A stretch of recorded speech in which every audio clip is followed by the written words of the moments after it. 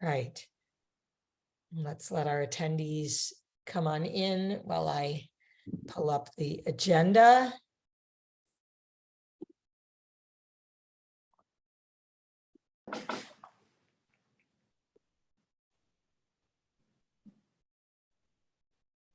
All right, welcome. Let's see if it's still adding people. Okay, I think we're good. Welcome, everyone. Sorry for getting started a couple minutes later here. So this is meeting 15 of the short-term rentals working group.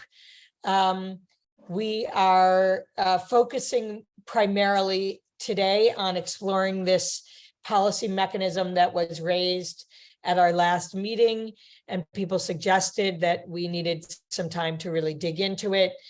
So that's really the focus of our meeting here today. We'll take a little bit of time to just hear any reflections from the group on the public input session. As you know, we don't have the summary from that yet, though we did send out the results of the straw poll. And then we will take public comment toward the end. We will end by 5:30 today. So with that, let me open it up to our group with any reflections from the public meeting. So we, before our attendees join, we are recording. People were just saying a little bit about how we were talking a little bit about the mechanics of how we set people up into groups. But Kathy. Okay, so just quickly, I had a few things. One is I really, the idea of needing to do some education and outreach as we go forward with what we're doing is really important. It seemed like there's a lot of people are unaware that we have the registry bylaw and, you know, nuisance complaint functional piece already in law. So people, you know, don't know that. And I think that they need to know that and consider that as part of the bylaws that you have to follow if you are going to pass a zoning, and that's included. I think there was a lot of confusion on term definitions, so I think we need to do more work on that. Things like, what does grandfathering really mean? What's a dwelling or an operator? You know, there were a lot of terms that we used there, and people were confused about them, and I'm not sure that we were able to, or we even knew what we really meant as a group by those things. So I think those need to be clarified. And also it was very interesting to hear all the different feedback and the polls and so forth. But I felt that there was a fair amount of support for what we're trying to do. And some felt that we were going too far too fast, and were concerned about some of the impacts of it. So we just have a little bit more work to do. Thanks.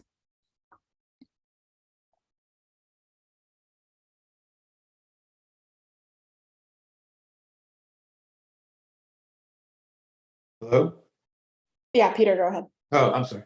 You went silent. I'm talking. I called on you, but I'm muted. You're not muted. Okay. Sorry. The scary thing for me was when we started, I had 7, and I would say 4 of them asked the question that was asked the first time, is why do we even have a committee? And which, you know, was interesting at this point. The ongoing theme from from all the people in my group was the misleading information that they feel is out there. You know, many of them think that disturbances are a major problem. Many of them think that ridiculous churn is a major problem. It goes on and on and on. Things that they're whether they're being misled by the way they're reading things or by the signs they see or whatever. But they did feel that there was a lot of misleading information out there, including the number one thing that they kept bringing up was they were always under the impression that we were supposed to be solving the affordable housing problem at the same time. So, you know, it's kind of disheartening that you know that the advertising is getting to their brains is really what's going on, and that was it. I think they all enjoyed the process, and every single one of the 8 that I had all spoke, which I thought was great. Great. Thanks, Peter. Karen? Just to echo what Kathy said, I had just a lot of questions about, well, what's the rationale for that? And so I felt like, I spent a fair amount of time saying, well, this is kind of what the group is thinking about this. So I just think we've got to really do more to educate people about why we're thinking these particular things might be helpful and what the focus is.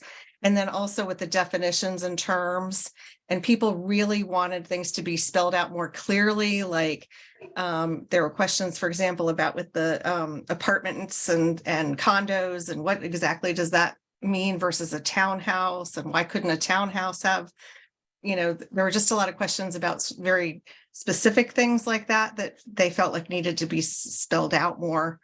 Also, I had concerns about enforcement. Like somebody brought up the analogy that leaf blowers are illegal, but 75% of the people do it. So what's the mechanism for actually enforcing things and explaining how that would work, and people feeling like someone needed to be hired to do those kinds of things. And they're just, I agree that the registration that is already supposed to be in existence doesn't seem to be widely known. I guess I'll save the other comments till we talk about specific things, but those are sort of the general things that struck me. Thanks, Karen. John?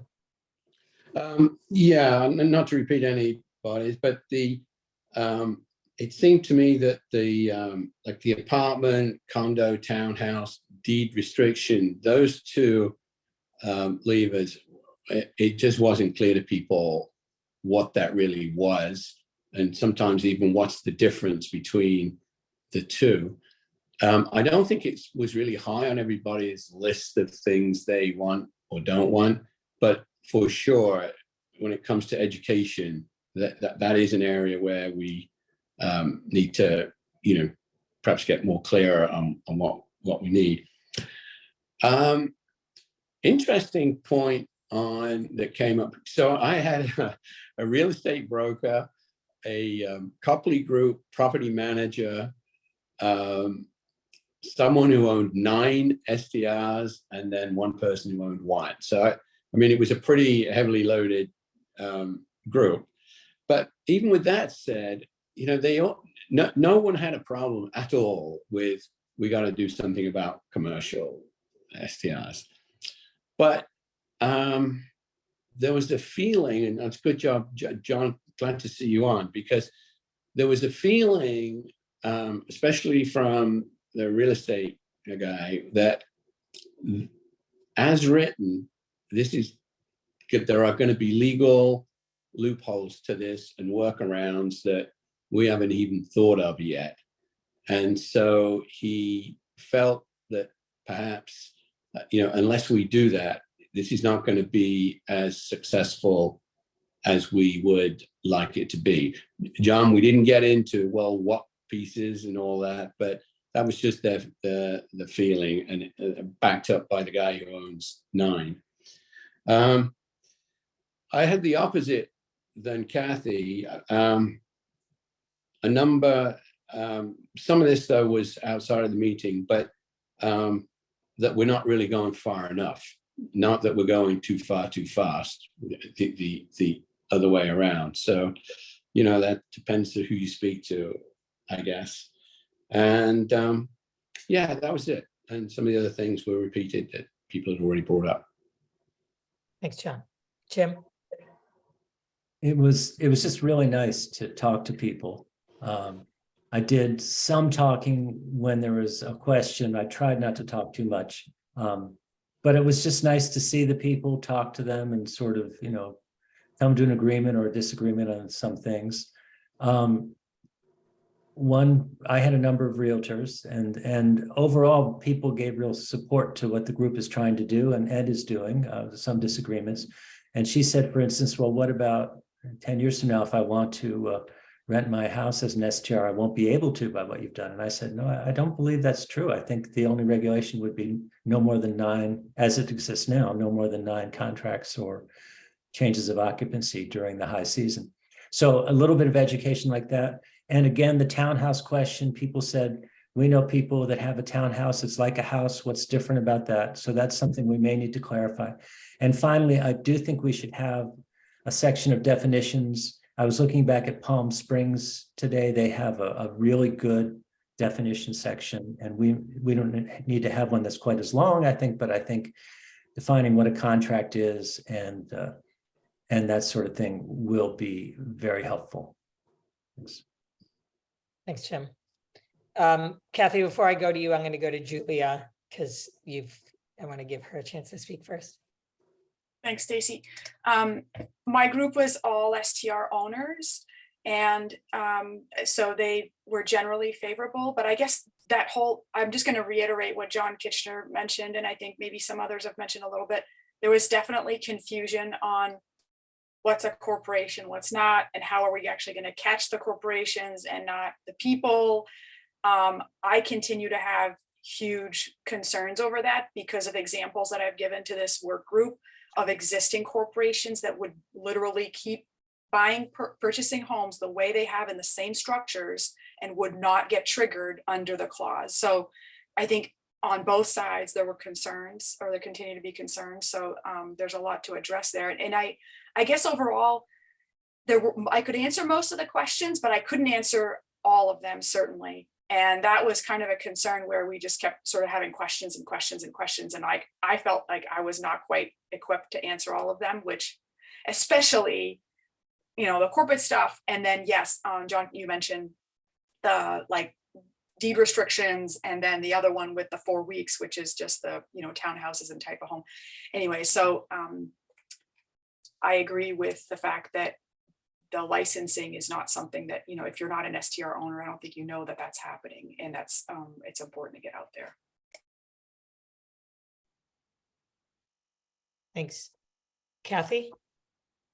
Yeah, just one thing I forgot to mention earlier, there was a lot of confusion about the limit to 1 STR per dwelling. These questions my group had a few, mostly year-round people and who do rent. And so, for example, if you have a family that's an LLC and there's 3 people in the LLCs, do they get to have 3 STRs? Do they can only have 1 because it's an LLC? If they have 3 dwellings that are in that LLC. So there are a lot of questions about the specifics that I couldn't answer because I wasn't sure, just like Julia said, what the answer is to that. So those kinds of things, there's so many different scenarios that people are in on the island, and so many things you would never imagine. It's very hard to answer that question. Is this going to affect me? Or does this mean I can't do this in the future? Or I have people in my home, I'm in the home, I rent rooms out, and the 9, turnovers per week. Why are you doing that? For, that hurts me. It doesn't hurt other people perhaps. So that was the kind of dialogue, and I didn't really have that answer because we hadn't really talked about those kinds of things. So it's good to hear these different scenarios because it gets your brain working like, oh, I never thought of that. We really ought to make it very clear what these things mean. So I just forgot to mention that. Thank you. Thanks. Matt, did you want to comment on something you've heard? There's a recurring theme in a lot of these discussions, and I think it could be partly addressed in how we talk about things. Like when we introduce a high-level policy lever, and people's questions immediately go way into the weeds. I think the important thing is, in principle, does this lever make sense to you? And is it a concern of how it's interpreted or how the nuance might impact you? But getting pulled right into the weeds is a distraction from understanding if it's a good lever, people like the lever, or if it's the way that it might be implemented. And I think as people whose job it's going to be to sell this, we all have to get better at that, which is not getting pulled into these nuanced questions we can't answer. But before we go into these questions that are really specific, do you have concerns about what the big lever is intended to do, or just the way that it might be enrolled or enacted? And then I think someone in this group, and Stacy, I don't know if this is on you or not, I think should be managing the list of kind of loose ends that we're supposed to be tying up. Because I think we're at the point now where we have our big buckets, or you all have your big buckets, and now it's a matter of tightening them up and figuring out which loose ends are going to be intentionally left open, which ones are going to be tied off. And that's where I think you eliminate a lot of the confusion that's still hanging. Just something I've been hearing and thinking about from my perspective. Yeah, and I guess to that, I mean, yes, we are trying to track all of those and help the group with it. But when you ask members of the public, do you like this policy? Like, they are going to get into the how's it going to affect me, right? I don't think we can ask the public, do you just like this in theory? No, nobody wants to react in that way, right? People really want to know. They want to know the weeds. We have to be ready with the weeds by the time this thing goes to town meeting, because people want to know what they're voting for and how it's going to affect them personally, and or the little nitty gritty person they know, right? Yeah. But what's currently all defined out in great detail versus what is the intention or the spirit of the group, I think are different levels of complex and far out. I think at high level, you guys know most of what you intend to accomplish, like with corporates, right? You know what you're intending to accomplish, and the way that we haven't worked through all the details is still left to go. But I don't think you're all unsure about what you want to accomplish, just how you might detail it out. And I think you can push on that when you're having that conversation. Yeah. Just my. Yeah. Karen. I just agree that I think that it's natural for people to automatically want to say, okay, how does this affect my particular situation? And that's what makes them anxious, and that's what they want information about. And just as to really go over the example again about the two, or the only one per person. I had people who were saying, well, why can't it be one property that you could have two STRs on? So a number of people mentioned that. And then John, I saw you nodding that it should only be, you were saying it should be one per LLC. If that's the case, I think I didn't even understand that. So I can see that the public we need to maybe be really more specific about some of that, so people really understand what it would mean. Yeah, helpful. All right, Peter, I'm going to take yours, and then we're going to move on to the next piece. You're muted. The biggest issue in my group was the one per. I think we need to discuss that more. But the last thing I just wanted to mention, somebody wrote a criticism of us that because we stated that this person was interested only in his neighborhood. And he said, no, that's not true. I'm interested in the whole island. Then he wrote a 2-page letter to us just about his neighborhood. So, it's always not in my backyard. And no matter what anybody says, all of us are feel the same way. I mean, it's just the way life is. But Yeah. That's it. All right. So, as you know, we are working on the synthesis. What we're going to do is, try to summarize the key ideas or points that we heard. Some of the groups were somewhat quantitative, others were not. Right? Some people said, well, these are some of the points that were raised. Others were like, 3 people in my group like this, 2 people don't, right? So we're going to do our best to just try to get you the high level. We're not going to try and tell you how many people said they liked X, Y, or Z. That's not what that meeting was for. You have the poll results. That gives you a little bit more of that. And then we're going to the public comment, the people who filled out the comment forms, we're just going to give those to you in raw form. At least I think that was our plan. So Manish, does that sound right to you? Yeah, it does. And Julie, I think I might know your question, but Yeah, you know my question, that's right. yeah, and I was going to respond to you, but I thought it actually might be helpful in this context if you want to ask Okay. an answer. So I'll ask it again. Yes. then? Yes. So absolutely. I reached out to Seminesh and asked if we could get the demographics breakdown. It's not really the right term because we're not asking people like their age and their identity or whatnot. But the idea, I think we were asking a few questions, right? In terms of, are you year round? Are you owner? Are you, yes, whatever. And so I think that's helpful in the context of the poll, especially. Yeah, and the answer to that question is we can get that information. So how Zoom logs that is that there's a registration report of everyone who registered, everyone who is at, so that's one document, everyone who's at the meeting and filled out the form, that's another document. And we do have the names of people who filled it out. So we could cross-reference those and get that information. I'm gonna say that's sort of a prioritization of the group, and I'll ask you guys what you want to do, because that is gonna take some time on my end to, cross-reference those lists, so a lot of To the people. extent that the survey is gonna, or the poll is gonna be used as some sort of a public facing or a decision-making tool for this group.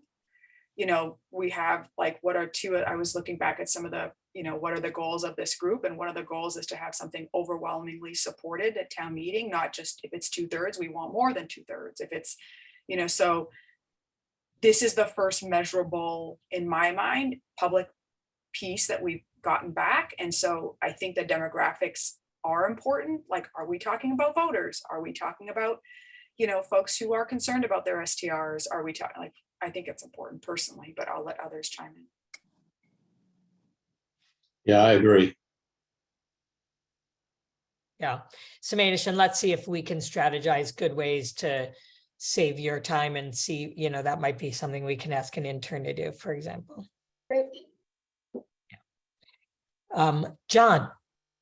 Yes, hi Stacy. Hi everyone. I just wanted to remind you that I have a hard stop at 5 p.m. tonight where I Great. have to get on the road for another meeting. Thank you. Great. Okay, so let me start with John's rewrite of our bylaw, draft bylaw here. Because he did write in what some of the language might be for this this new policy mechanism you all were thinking of. So as you saw in here, he did make the change to operate only one rather than two, added in the S corporation as was suggested. And then this is where, oh yeah, so this was the townhouse multifamily buildings one was put in. Here is where he put in the language for this new potential mechanism, which is within K, which is otherwise the sort of grandfathering, acts as the grandfathering clause. If a property is sold after the effective date of this bylaw, the new owner shall not engage in a short-term rental of an existing or new dwelling unit that has a change in occupancy of more than 4 times during the months of July and August. Right, so this was the one of the ways to write this, or the suggested way to write this into the bylaw, right? And then this is the other one that sort of came up in our discussions at our last meeting, which was there should be some sort of way to address hardship. And so here is the suggestion that the Board of Health could grant a waiver from any of the provisions upon showing that a waiver is necessary in order to prevent undue hardship. So this would be sort of a clause to, the group said like some sort of way to protect against, somebody losing their home because of this or something like this. Julia. I was not at that meeting, so the M, you may have to repeat a little bit of what I kind of get the rationale. I do have some serious concerns that if the bylaws are indeed causing hardship in some way, like I think, actually, I'm not going to remember who mentioned this about their group. For example, this idea that you can't turn over more than 9 times in July and August, or that a new owner couldn't do it more than 4 times. Although I understand the intent, there definitely are year-round residents who rent their homes, part of their homes. They're literally hosted, pure home sharing situations that are supplementing income that are, really important to them and to their viability as a working person on Nantucket. They would find this would be a problem for them in terms of their ability to STR and gain that extra income. So are we going to, so I guess my point is, instead of addressing the issue and the core of the issue, which is the rules shouldn't necessarily hurt someone who's, let's say, working on the island and who wants to STR part of their home. We're putting in this clause that says, well, you can come for a waiver. I have a big problem with that, because now we're saying you have a zoning article that is unrestricted across the board. You can have a full-time STR anywhere on the island, and you can come and get a waiver. And I understand the word hardship in there, but that's very subjective, and I'm not sure what can be argued there. And so instead, I would much rather we fix the bylaw that's going to be hurting people in a way that we don't agree with, for example. Yeah. Dave? A couple things. To address Julia's concerns is and I don't see it in here, and it's a small screen so I can't see, but I don't think that we've addressed the carve out for locals in that 4 weeks. So if it's a new home and you are a year-round resident of Nantucket, so 6 months and a day, and your name's on the street list, then you go straight back to the 9-week bucket, not the 4-week bucket. So that's not necessarily addressed here. I understand Julia's concern about zoning. I think the small little survey we did show that not a lot of people are really that concerned about zoning, at least in the group that came to our public hearing. And I'm not saying it's not an issue, but what's missing is our carve out for locals in the 4-week transferred properties. What's also missing is some language to help the legacy families. So in other words, if there's a transfer in the property and they fall into, as we discussed earlier, some of those waivers that exist in the land bank fee, that they should continue to be in the 9-week bucket, not the 4-week bucket. So I think that there's a few things that aren't here that might help Julia be a little more comfortable with how we're approaching this and how we're protecting locals and legacy families. Okay. And yeah, we hadn't talked about that. The other thing is, I was curious when Julia said that about the question of hosted stays and whether the group is thinking about hosted stays, that is a room in a house, in the same way. My sense was, because you had them taken out of the STR data you were looking at, that you were having Matt analyze, I guess I sort of thought maybe the group is not interested in applying these regulations to hosted stays or room in a house, that you were really looking only at full house, but I do recognize that's not in here. So I want to raise that for discussion as well. Dave? And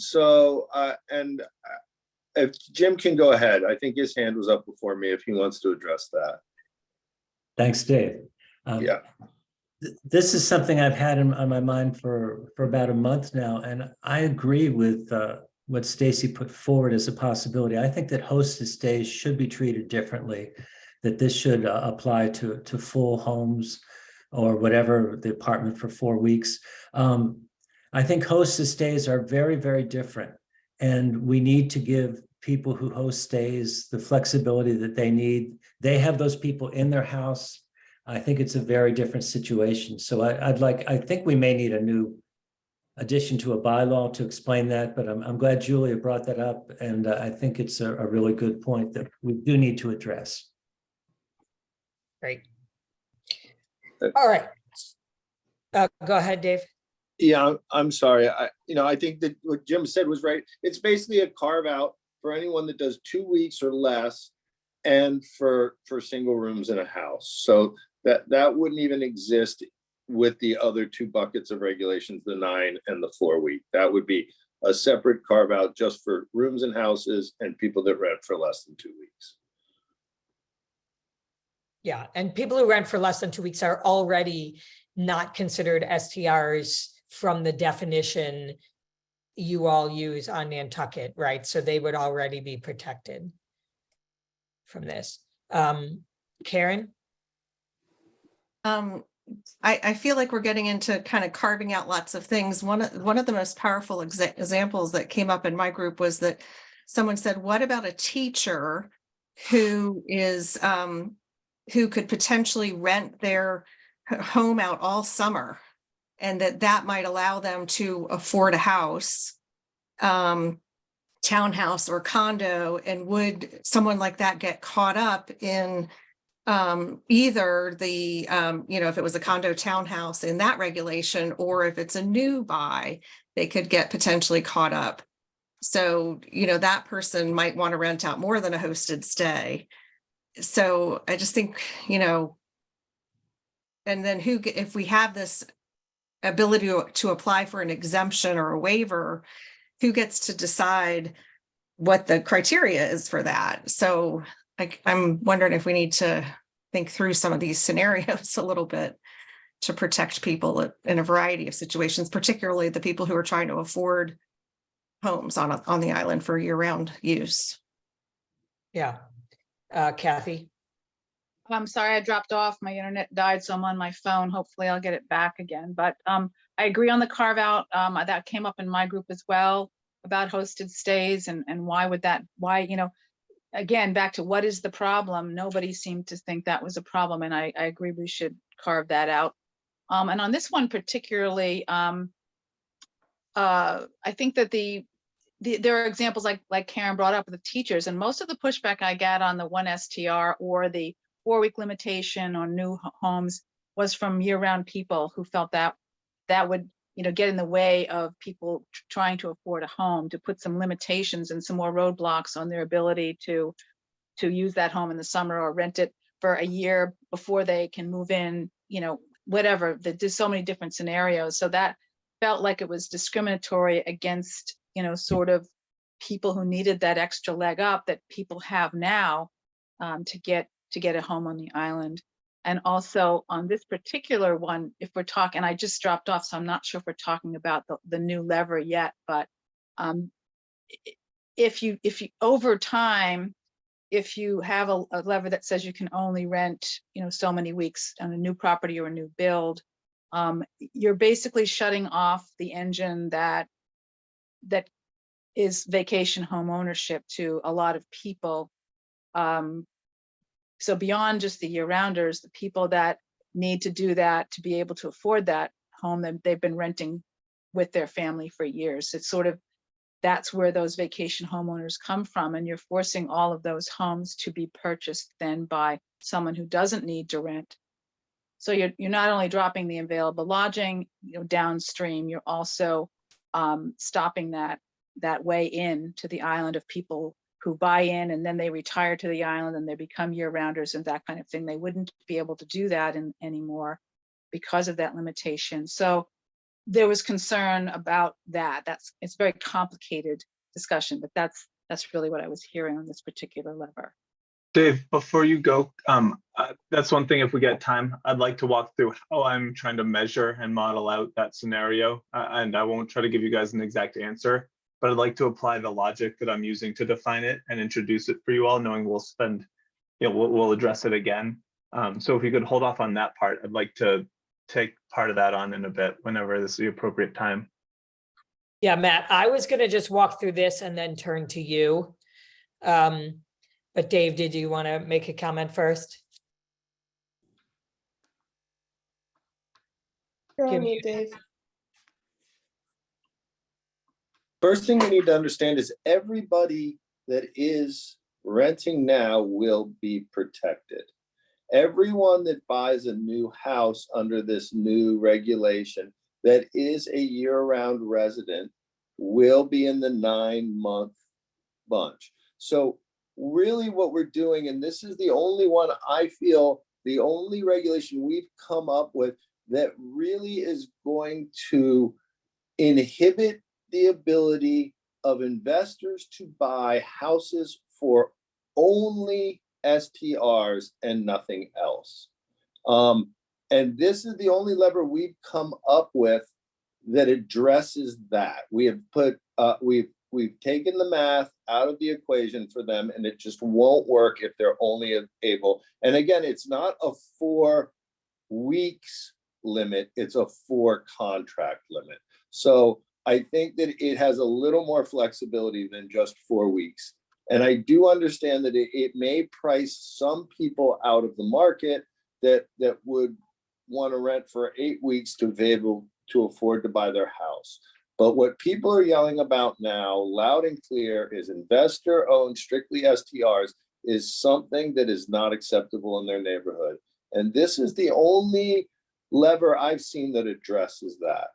The concern about, and Matt's going to talk about this, I think I heard him say, about us losing rooms or beds out of the 9-month pool. I think that is real, but I think that that we are going to come up with a path from the 4-week to the 9, or for the 4 contract to the 9 contracts, in a way that sustains our amount of STRs to sustain our economy, but at the same time, still keeping that math so it doesn't really work for the investor only STRs. And for me, this is the package that seems to check those boxes. And yes, it may hurt some people, but I don't hear anyone screaming from the public that we need more STRs. So I feel comfortable that we're regulating it in a healthy way. We're trying to leave the people we want out in the cold, while helping support locals that are trying to afford houses. Yeah, so let me stop us here because we're getting into it. Let me just overview, and then we can dig in deeper. I do want to name the way that it was initially framed did not include yet the carve out for year rounders. So I know that some people have that in here as the policy tweaks, suggestions. So that's something we want to talk about.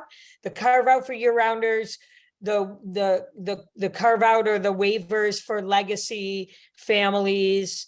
And then I think the other piece is, as Dave said, either a sunset or a somehow, like it's somehow on, like moves, gets out of the 4 back up to the 9 in some time frame, right? Remembering that your goal is not necessarily, the goal of this one is not to have less STRs or beds available for people on the island, right? The goal of this particular one, as Dave framed it, and I think as Jim had when he put it out here in the first place, right? The goal is very much to address this commercial rentals, investment only STRs, right? So make it less profitable to buy a house that you only are going to use as a short-term rental. That is what this policy's intent is. And so the question is, how do you want to tweak it or frame it so that it can do that while still, not hurting people, right? And so here people suggested allowing locals or year-rounders to immediately get up to the 9, and then maybe a carve out for legacy, and other people suggested here maybe a path to less restrictions over time. So those are, I think, the pieces to talk about as tweaks. And just to quickly name here, you guys all saw this, right? The potential impacts really is meant to be less commercial STRs over time, potentially having, moving that out of the competition, as Judy described it, right? Not that this is going to lead to affordable housing, but that maybe it helps just take that full-time investor market out of the mix, and therefore has at least a marginal impact on housing cost or housing affordability, attainability. might promote longer rental contracts, might reduce churn. It'll reduce churn in the high season, some of these other benefits, right? People talked about some potential unintended impacts, some concerns about, like, will this just mean that, you know, people who need to rent are no longer able to afford to buy houses or build new houses? Will it have a negative impact on the availability of housing, STR housing for tourists who may later become residents, as Kathy said? You know, there are some questions about the just management of this and the multiple classes and owners and monitoring and enforcement questions, right? Those seem the core ones there. This was how people sort of saw its potential benefit. And then just a couple of comments, some concerns about harming the economy and homeowners. One person feeling like a caps is just a better approach than this one. Question if maybe it's overkill. And then next steps were assessing the sort of long-term impacts of this. You know, is there some way to not apply this to moderately priced homes? Though I do sense whoever wrote this one, I think the goal is to prevent moderately priced homes becoming pure investment STRs in particular, right? Because those are the ones that would otherwise be attainable. So let me stop there. And I wonder, I know people have a bunch of comments or questions here, but I wonder if I should turn to Matt first with any Yes. data before we Yes. jump into discussing this in detail. So Matt, do you want to speak to, and do you want to share with us any data that's relevant, particularly to this mechanism? Yeah. So I'd like to first start by, you guys have a few buckets of things that you want to impact or don't want to impact. You don't want to detrimentally impact the economy. You want to support year-round affordable housing. But that isn't to say that's the thing you're directly maximizing or minimizing in your policy. But when we talk about the economy, I think it's important to split the economy into two parts. One is the economy that is directly related to short-term rentals, or could generalize it to real estate, where the transaction is the important part. And I think we're talking about in this group sometimes not impacting the economy related to people who own STRs. And that's separate from the overall economy, which has a few more layers and has the impact of staffing, housing, supply chain, labor, people buying things on the island. And I think we entangle those sometimes, and they're different. So I just want to call that out. When it comes to STRs, I think the economy is fairly straightforward in that it's, number of nights times price per night is essentially your economy as an owner. When it comes to staffing or managing, to the overall economy, or the one that the town, is built on, I think we have to account for things that are, it's based on the year-round population, it's based on the services that homes require, and it's based on the services that people ask for or require. So, everything from plumbers to gardeners for homes, but everything from, restaurants to doctors for individuals.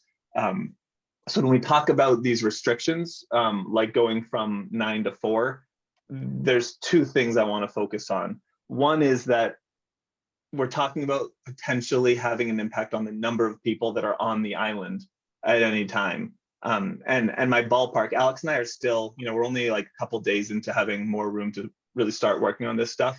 So I'm going to mostly talk and know that I'm going to take your questions and try to bring it into a more digestible, clean, more certain format. But Alex and I are working on our number, but we think that about, 10% or so of the summer peak population is in STRs. That number could be higher with, at moments where the occupancy rate of houses is much higher.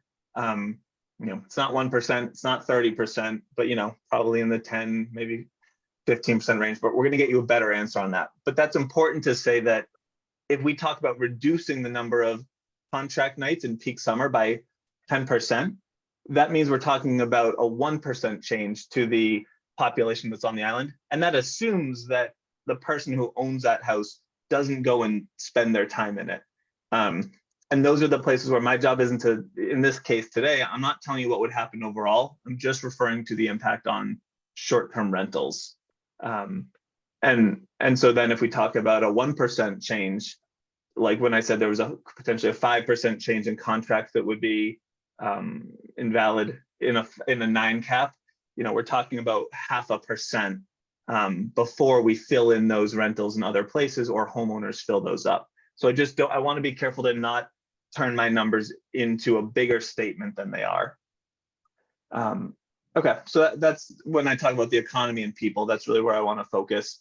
And then the other piece I'm going to talk about is really looking at sales. So I started to pull GIS assessor data and looking at sales. Just in the last 2 years, I've asked for a larger data set to go further back, but I wanted to start with a smaller data set that we could start learning how this is going to work, what we've seen. And so this is just 2 years of data. And I don't want you to, I'm not here to suggest that this is the all-time trend, but trending data over markets that are uncertain, we don't control, is a little bit of, isn't necessarily perfect anyways. So going back over the last 2 years, our initial estimate is that 23% of all sales in 21 and 22 were followed by an STR license. Now that is sales that were arm's length transaction and included a building, essentially not a land transaction. And so, tracks approximately to the percent of STRs that are on the island in total, but that number is, between 1/5 and 1/4, let's say, of sales were shortly followed by a STR license. And we're going to work to try to get you the opposite of that. What percent of STR licenses were paired with a sale? And then going a little deeper into sales. So again, an arm's length transaction is one where there's an actual exchange of cash at a market value, as opposed to, if John leaves his kid a home and does it for $0 by putting it into a trust or something like that. There's a lot of $0 transactions or $1, $100 transactions. They're really just a change of ownership or structure. So I've excluded those for the sake of this specific set of statements. So looking at arm's length transactions in 21 and 22 that had a building and were under $2 million, there was 261. So again, under 2 million with a building, arm's length transaction, real sale, 261 over the last 2 years. Of those, 122 went to people with Nantucket addresses. And this is my first pass at this. I'm using a Nantucket mailing address as a stand-in for is year round. But you guys asked me to start digging down this path. So 122 of 261 went to Nantucket addresses. And of those, 8 were then registered as STRs. So, 6% or something like that of the Nantucket addressed homes became STRs. Of the non-Nantucket addresses, that was 139. And of those, 41 became STRs. So a little more like quarter, a little more than a third, about like 30%, I think, became STRs. So it's important to see that in homes that are affordable. Sorry, and let me back up. I started down the path of looking at it by zoning type. And that felt a little more nuanced because different neighborhoods have different zoning as their like residential zoning. So instead I looked at pricing. So if we look at under 2 million, we see that homes that land Nantucket addresses, essentially people who are year round, are far less likely to be STR'd. And that backs up a little bit of the case you're all saying that we should be protecting year round homes. If we go up to 3 million instead of 2 million, there are 347 sales. And of those, 152, is that right? Yeah, about a third went to, no, a little less than half went to Nantucketers, and that had 10 STRs, whereas more than half went to non-Nantucket addresses, and that had 83 STRs. So I have about a third of, yeah, instead of under 10%, it's about 33%. So again, cleaning up those numbers so it's more presentable. But I think what we're seeing is in homes that are affordable, when they're bought by off-islanders, they're far more likely to become STRs. And when they're bought by islanders or year-rounders, they're less likely to become STRs. So I want to just pause there because I've been throwing a lot of words and numbers at you guys. Matt, can I just clarify though? Yeah. When you say become STRs, you mean like be registered? We don't know how often they are used as STRs. Correct. Okay, just being clear there. Okay, Peter. Well, two things. One is that when I lived off island, I used my off island address as my mailing address. So I don't think that you can have a distinction there. Until I moved here full time, then I only had one address, so I used this address. So it's very hard to do what you're trying to do, I think, with accuracy.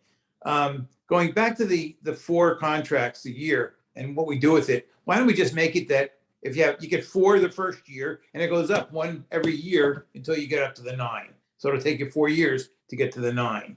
And that's assuming you don't have any complaints or anything like that. Something this was just an idea.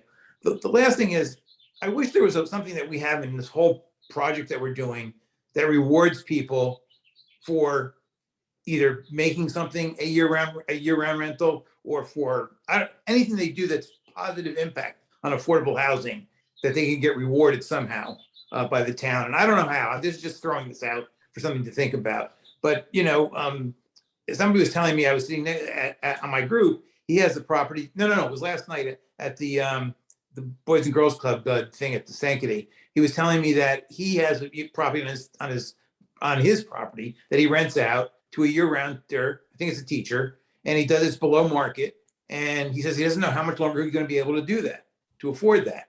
So if he was getting a tax benefit or a rebate from the town or something like that, he said that would be great, and that could make a difference for him. But there should be some sort of reward for these people that are going out of their way to make housing available and giving up summer housing to do that. That's it. Thank you. There's a program out there that does support that, that's built for that, and there's other places that have been implementing it. Peter, the one thing I want to say is, I'm not sure, you said that when you still owned your house on the mainland, you used that address before you moved full-time to the island. Is that correct? That's correct. That would validate my point, which is that until you only live on the island, you may likely use an off-island address, and then you wouldn't be a year-round resident. Yeah, that was the point, right?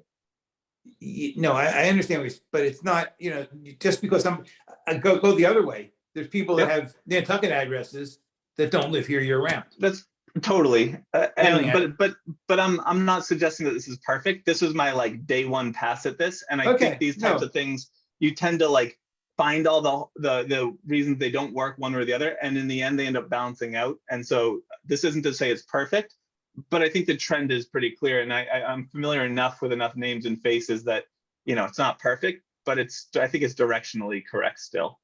And we'll learn more soon. I don't think anything that we're doing is perfect, and I think we just do the best we can. That's all. For sure. Thank you. All right, so we have a long queue of folks who want to speak in the group.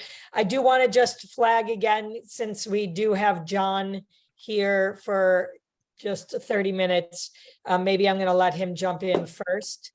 Yeah. And then if people have comments directly related to him, let's take those first. So go ahead, John. Stacia, since I'll probably be drafting the next version of this bylaw, I need some clarification on the 4-week limitation. My understanding is that is going to be a limitation of 4 changes in occupancy. Yes. And is that in July and August? Yes. Okay, thank you. But the group is still discussing whether there might be some, each year it goes up, or Right. waivers or carve outs for year rounders or other things like that. Right. And the other point I wanted to make is if you're trying to do a carve out for a primary resident or a year-round residence, I would highly recommend that you stick with the residential exemption provision in the general law. So if you have a residential, if you filed for a residential exemption, I think that should be the defining criteria. Can I ask John a question real quick on Yeah. that? Yeah. So John, it's my understanding that there's some ownership forms that preclude you from that. What are those? Peter, I'd have to take a look. I haven't, I'm not Okay. sure.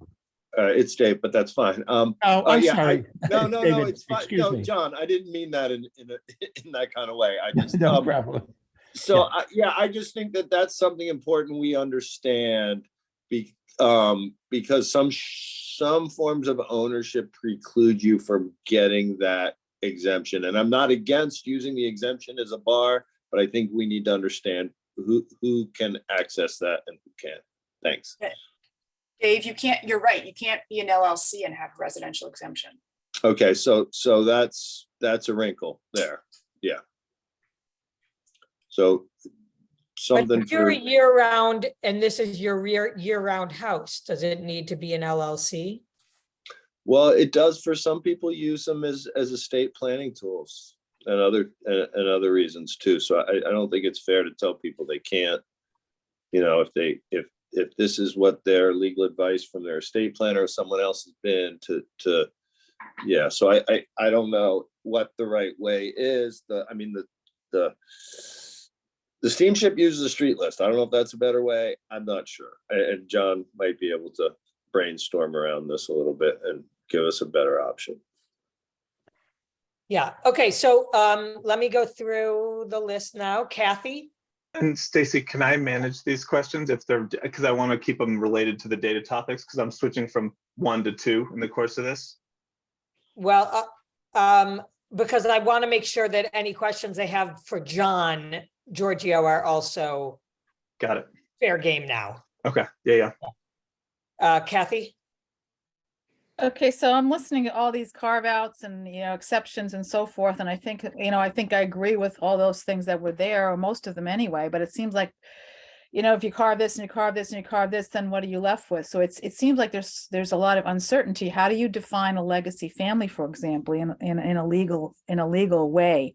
We definitely don't want to do harm, but I think this one's really difficult to define what the harm would be and whether the harm is immediate or downstream. And I really like the idea of doing something positive if we can do that instead, to incentivize things rather than to put up barriers that could hurt an awful lot of people who are trying to buy that first home. They don't have a residential exemption. They don't live here yet necessarily, or they're buying their home that they're going to retire on the island and live here. So there's just so many different scenarios. I think that when you list all the different carve outs that people want to do, it looks to me like this is just one that we should, if we did it, if we included it, it's going to be difficult. It's going to be confusing. And it also might want to be an optional piece of the package.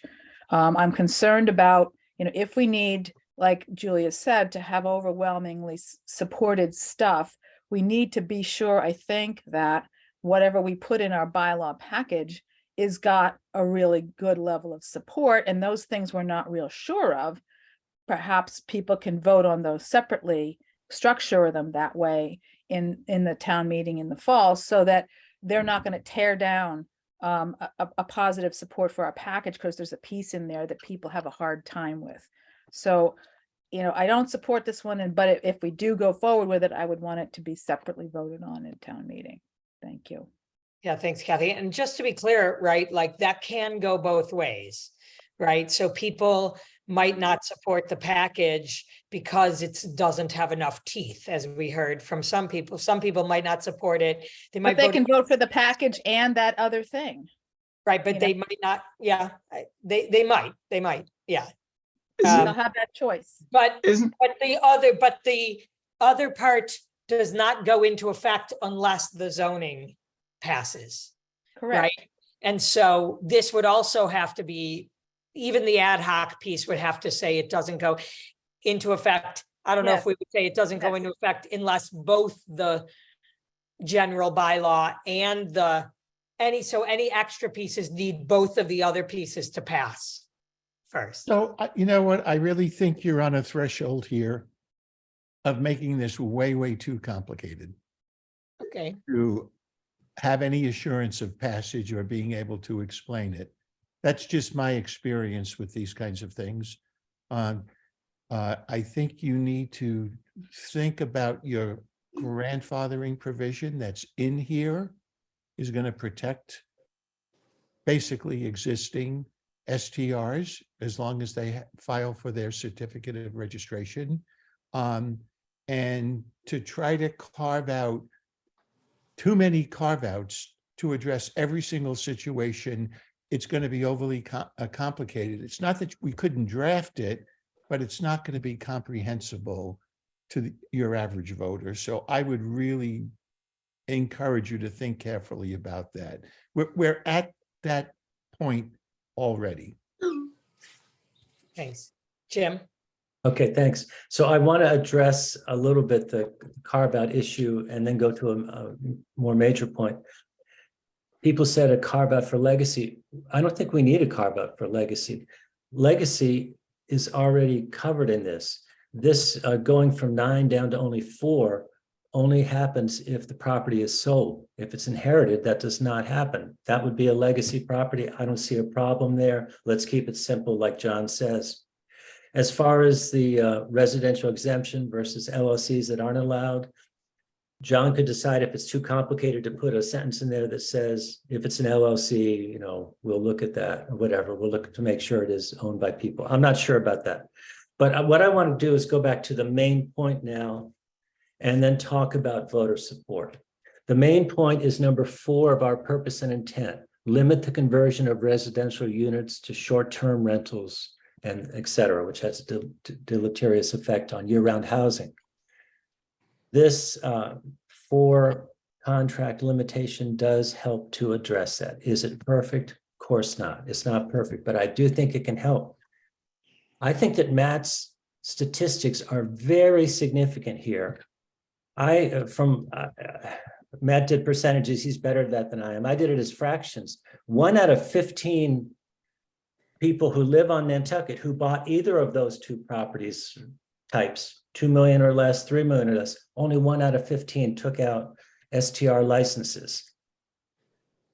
Properties that went to year-round people, it was more like 1 out of 3 people. Now, I'm not saying that's evil. I'm not saying that's bad, but it does possibly go against our limit the conversion of residential units to short-term rentals. Now, maybe if we had this 4-term for 4 contract or less regulation in place, maybe the pressure to buy these properties and turn them into STRs would be reduced. Would it reduce it entirely? Probably not, but it would help.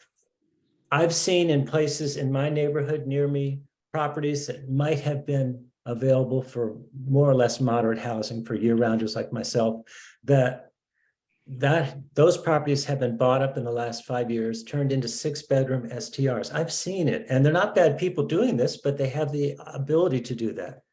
My feeling is if we put this in effect, this 4 contract limit, we will see less of those, probably significantly less. Now, one last point, the year-round carve-out. Okay, we don't want 1 million carve-outs. This is an important exemption, I believe. Not only because it speaks to the need we all know, we all need people living here year-round, whether we're seasonal residents or year-round residents. We need workers here. We need people that love Nantucket here. This carve-out will help that. Just as important from a practical point of view, the voters who vote are year-rounders.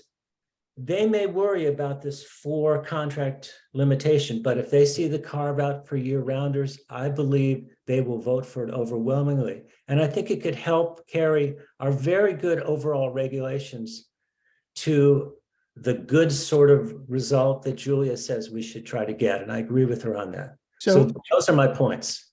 Jim, what is the year-round carve out? What are you talking about? It would, well, what we're saying, it's, Dave had mentioned it, I think it would be basically that if you are a year-round resident, and you buy a new, if you inherit a property, it doesn't matter, it does change. But let's say you're a year-round resident, by the, whatever definition you have or Dave has. Yep. You will then not be subject to that 4 contract per high season limitation. You will keep the 9 contract limitation, just as if you had inherited the property, or just as if you already own the property, which is true of most people who have property now. So Right. that's what it would be very simple.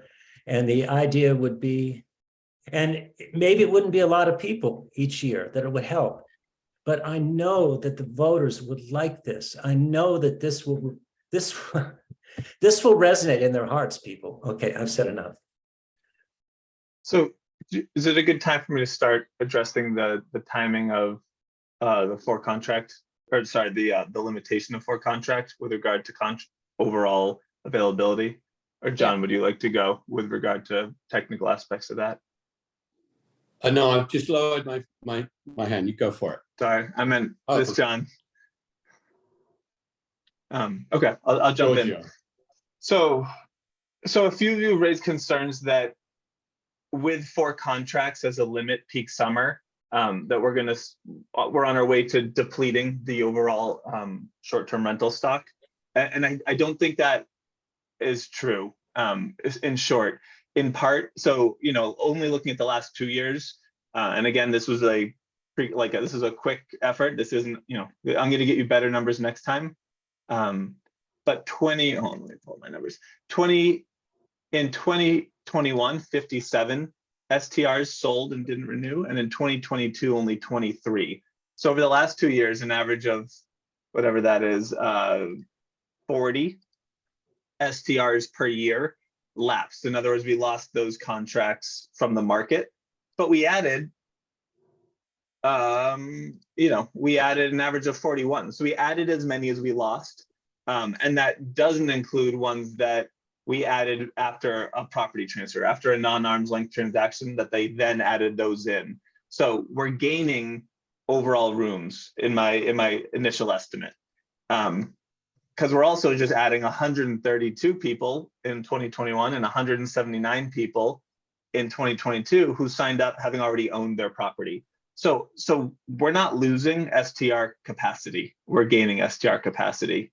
And I think that on top of that, if the 4 contract sunsets, you're only dropping for X number of years until it comes back up. And in theory, what you're doing is you're creating balance. You're creating based on the number 4 and the number of years, you're just determining essentially based on the sale rate, how many homes are you preventing from quickly scaling up to full capacity. So it's really a managed problem. And I think if you guys set a goal of what outcome you wanted to see in the management, you could try and achieve it and you could fine tune those levers. But I don't think I follow the logic that we're gonna, with the 4 contract for new homes, that we're gonna suddenly have a major drop in our STR capacity. I'm happy to be wrong about that if I'm misunderstanding something, but I don't see it currently.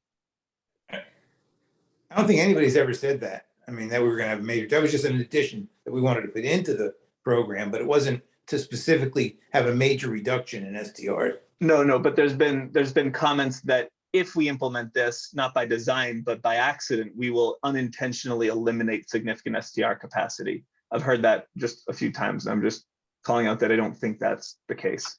Yeah, that was raised as a concern. And it looks like Kathy was asking the question, when you looked at the sales numbers you shared before, did you look at whether those homes that sold were STRs before they sold? Yes, I did. So I split it up as lapsed, new, renewed, new after a non-arm's length transaction, or kept through an arm's length transaction, essentially. Everything would be kept through an arm's length transaction until you guys define what has to happen in that process for the permit to be renewed. But I broke it down in all of them and considered that in this first pass, and it will get better as we go on. But I looked at all the different mechanisms that I think if something can go through. Okay, John Giorgio, did you have a comment or is your hand just still up? Oh, I'm sorry. No, I did not. Okay. Julia, Thank you, Stacy. I guess a couple of things, maybe, I don't know if this is a John question or not, but it feels like I completely agree first with John Giorgio that it feels like we're making a very complicated bylaw all of a sudden. This is like carve outs and all of a sudden we're talking about year-round carve outs, which I'm not surprised because those are the people we're trying to protect. And those are the people who are going to vote for this measure. I wonder why we did not, and I know, so this might be a little bit out of the blue, but why we did not look at trying to, I understand you all want to protect existing STRs. I don't agree with that, but that's how a lot of this group feels. Why didn't we look at other alternatives to the zoning article instead of just looking at, yes, across the board, any zoning, any property can be used full-time as an STR, regardless of the general bylaws? Why didn't we look at accessory use? Because, and this is where I'm going to bring it back to the whole carve out scenario, because if it's an accessory use, then your year-rounders are protected. They live on their property, it's a home, and so then they can rent as much as they want. It will remain an accessory use. And so they're protected, and then the investor is not protected, the new investor, right? Because they can no longer use a property as a full-time STR. And I understand that, Act Now and others have brought forward articles in the past. My perception and my understanding of accessory use, and maybe this is a question for John, is that it's actually it's very clear legal term, but there's a lot of wiggle room. Like it can be defined in different ways within a space. And I wish that this group had that discussion, because we sort of glazed over zoning and said, it's going to be an allowable use across the island. And I still view that as a huge problem. And I don't think it's too late to talk about alternatives. so can I, Julia, I have a very, I think, pretty straightforward answer to that question, because and this might have happened in a subgroup meeting, or it might have even been more just conversations the project team had with Judy Barrett, who said, one of the very clear goals of this group is to protect against these lawsuits. And the only way sure, you can say it's a fuzzy use, but that means that people can sue people and say, unless you can prove that it's it's secondary to your primary use and you're living it in as your primary use, I can sue you and take you to court. So unless there's some way to definitively say that a large class of people that this group really has made clear they want to protect, right, which is people who have owned their homes, who love Nantucket, but who may only come once a year. Stacey, I'm not disagreeing with you. I'm not disagreeing with you. What I'm saying is there's a difference between protecting existing STRs and the ongoing zoning bylaw. How though, if you don't protect STRs in zoning for all people who have STRs, how do you do that? You can't do that if you don't put a yes in all the categories. That's what I'm saying. No, Judy said John, do you agree with that? I don't agree with that. That's what Judy said. I'm going to defer to Judy Barrett on this, because I think Judy has something to say. So, just telling y'all, I've struggled with this too. Julia, I've lost more sleep over this than you want to know. Where I came down on this was simply that the town's official position has been, it's a permitted use. That's been the town's position in litigation. I, as a consultant coming in from the outside, am really in no position, in this juncture to somehow counter that. So the reason I brought up early on was, is this a Y or an A in this table? Because I wanted to know what the group thought.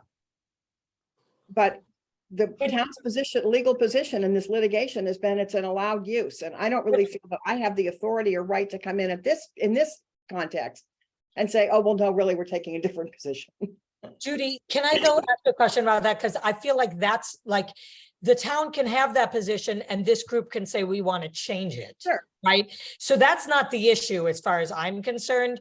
I think the issue is what happens to people who are using their homes as short-term rentals. Does our general bylaw then make all those lawsuits moot? Or do those lawsuits continue unless we have the yes in all the columns? So, And in addition, if we go into zone, do it by zones, the lawsuits are going to increase substantially. If it's There are uneven. gonna be lawsuits on this stuff. Like, I mean, you look at other towns, I don't mean to like jump in, I know other people have their hands up, but like when I spoke to Kauai early on, and they've been, they've had rules in place since 2008. They have a line item budget for legal fees around STRs. Like, there is so much money attached to this industry that I don't think we should fear enforcement and, or the ability or the legal challenges that will come, so long as obviously, there's some understanding that, we're doing things in a legal way. But Julia, there's a difference between corporations suing the town because they don't like the regulations that are being imposed on them, and Act Now or someone else suing homeowners who the town and this group actually want to protect. Exactly. Right? Those are two very different kinds of lawsuits. And I think this group does really very much need to concern itself with the latter, not the former. And maybe the former a little, I don't know, that's up to all of you, but I think it's very clear from this group that they need the bylaws that are passed to somehow protect the people they want to. We need to address zoning. That's our biggest Can I issue. ask John Giorgio a question? I'll about stop this? though, I'll stop. Can I just ask John Giorgio quickly about how that Bourne decision affects us when we start talking about regulating some in zoning bylaws, but then regulating some in general bylaws, and just how complex and confusing that is, and how the courts look at that?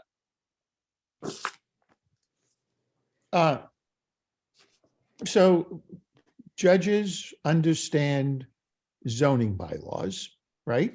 They deal with them all the time.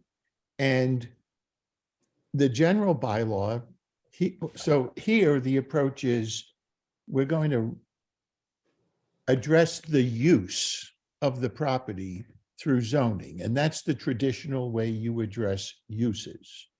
And that's why I believe, Judy, well, we all decided to draft the zoning bylaw to make it a yes, an allowed use, no ambiguity, get rid of the lawsuits, protect from future lawsuits, neighbors suing neighbors, essentially, over the question of, is this an allowed use or not? It's going to be an allowed use if the zoning bylaw passes. The key, however, is in the general bylaw, you're not trying to regulate the use in any way. You are regulating the operation of an activity. And that's what the statute, chapter 64G, section 14 says. Towns may regulate the operation of short-term rentals in the way that you all have been approaching this. I'm doing that in shorthand. So they're two different things. Zoning is different than a general bylaw. However, the way Judy and I have structured this is that it's only a yes in zoning if there's full and absolute compliance with all of the general bylaw requirements. What is it? H through J. It has to comply with the general bylaw or the use is not allowed. I mean, And I guess what it my- comes down to. My question directly was, if we put in a regulation in a zoning bylaw that regulated that use, and then also had another regulation in a general bylaw, that can't happen, can it? It has to be one method to regulate that operation or use, or like No, what happened? David, I'm not sure I agree with that. Okay, no, and I'm asking, I don't know, I'm not making a statement, it's a question. I mean, you could enact a zoning bylaw that made it a yes in only some zoning districts, Okay, yeah, not in other zoning districts, and still have the general bylaw regulating the number of STR certificates you can hold, yada, yada, yada. so what was the thing with the cannabis problem? I think it was in Bourne where they regulated it in zoning, but then weren't allowed to regulate Yes, it in. that's correct. The court found that, well, one of the tests is if it is an activity that you've regulated under zoning, you cannot subsequently regulate it as a general bylaw. Okay, so that's my question. Are we running into that? No, because you haven't regulated short-term rentals as a use under zoning. We have a building commissioner's interpretation, Okay, but we don't have anything in the bylaw that addresses, the zoning bylaw that addresses short-term rentals. So we don't think that case, by the way, in Bourne, they did allow a general bylaw regulating marijuana establishments, but you have to meet a certain test. And the primary prong of that test is, have you historically regulated this activity through zoning? Here in Nantucket, the answer is no. all right, perfect, thank you. All right, Kathy. Okay, so my question is like for way before the conversation when Julia brought up the zoning. I think that, when Jim talking about protecting and the carve outs and so forth, I think that one of the things that we're assuming here, obviously, is that the people who live on the island care very much about it, and that's what we want to protect. But there's an awful lot of people who really care about and invest in the island as well, who are not investors, who want or have perhaps the ability to buy a second vacation home, and that's been part of Nantucket's fabric for years. There are literally thousands of people who do that.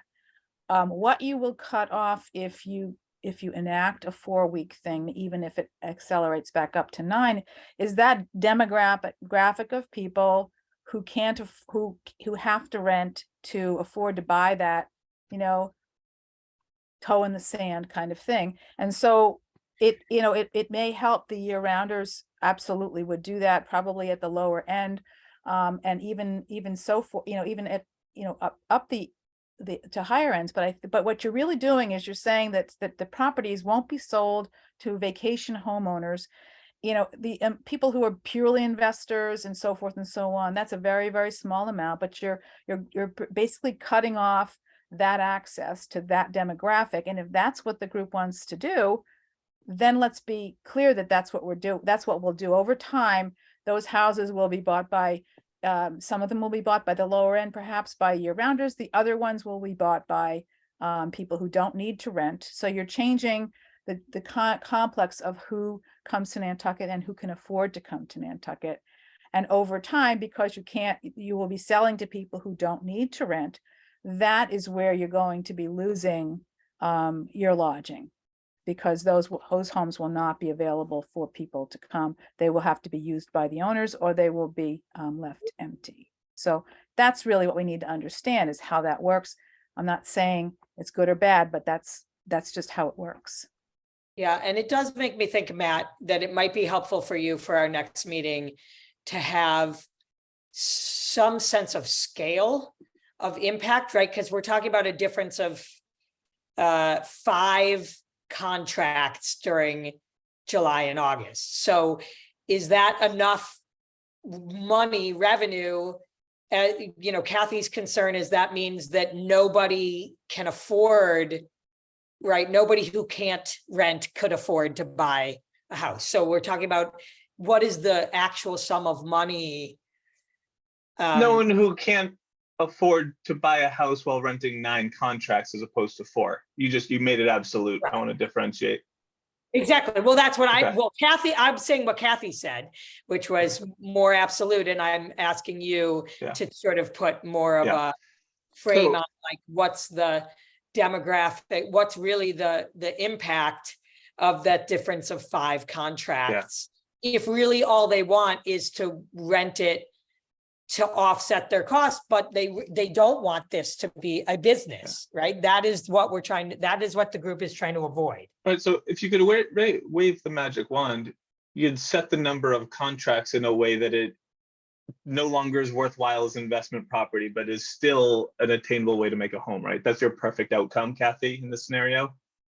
Yes, something like that. I mean, nobody wants the investor only. That's right. So, but my That's- issue with that's the fair. way so you introduced an important part of this, which is some people will be negatively impacted. But I think that's always true, and it's true anyways. It's like currently the choice to not regulate something also has an impact. We're moving away from people at the lower end of the income scale from being able to purchase anyways. So I think just it's not as opposed to zero, it's as opposed to a negative consequence as you guys have deemed it anyways. So what I'd like to try to do is frame up kind of the buckets that someone might fall into and figure out how well we can understand the scenarios that we can measure. I just don't think you're not going to get a perfect answer. And I'm not going to tell you, what someone's every income level's mortgage looks like. There's too many different variables there, but I think you are right in that this will impact some people who are unfortunately caught around the policy. But I think as a group, you guys are essentially saying, if you support this, the positive impacts of this are worth the potential negative impacts, because overall you believe it's positive, which Right, is so why you would support it. So it'll affect some homeowners, some potential homeowners who are vacation homeowners. They won't be able to get into that market. But then the real impact downstream is those will be bought by people who don't need to rent. So now you're losing lodging.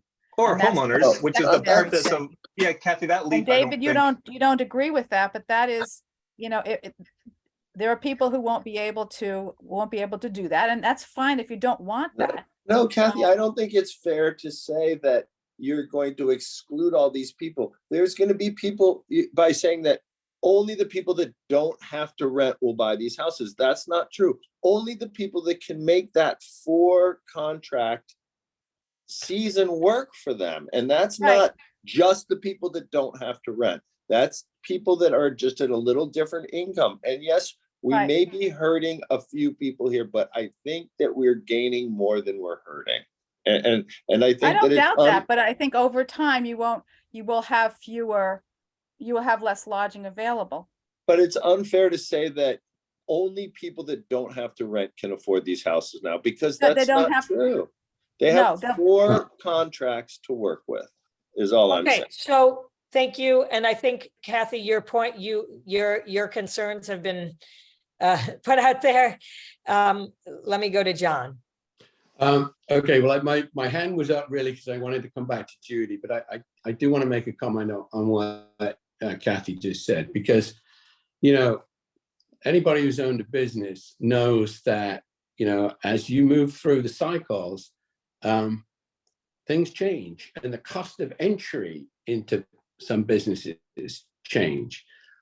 And what business people do is to figure out, well, if the cost of entry has changed, in other words, I can't make as much, but I've still got 4 contracts to work with. How do I change my business model then to maximize the income from 4 contracts? And, one way obviously is, well, you know what, I'm going to lower the cost a little for those people that will take 2 weeks instead of 1 week. And, there are things that, we can't just say this business is going to be just the same as it's always been. No, smart people who really want to do this will figure out how to adjust their business model to make the most of 4 contracts. So, that's just my point of view. But Judy, can I come back to Judy for a second? Judy, so here's the thing. When we first started talking about the zoning by law, way back in October and November, I can only speak for myself, Judy, but when I think about what my kind of experience was, an understanding of the problem was then to what it is now, it's light years different. And so I do share some of the concerns that Julia has raised. Not enough to say, let's ditch it or anything like that, but I do share some of those concerns. So when you said, and I get it, Judy, when you said, well, wait a minute, I'm a consultant to the town and the town is saying this. Okay, but for this group, though, I think you have a card that says, without compromising yourself with the town, you can tell us, though, are there options that are out there that you could perhaps just articulate a little bit for us to, talk about later on? Well, sure there are. I mean, you can go all the way from it's a permitted use anywhere as defined, which links it to the general bylaw. You can say it's an accessory use only allowed in some districts. You can say, and it's accessory use allowed in all districts, but then accessory to what? Because by definition, an accessory use is incidental to some other principal use. What is it?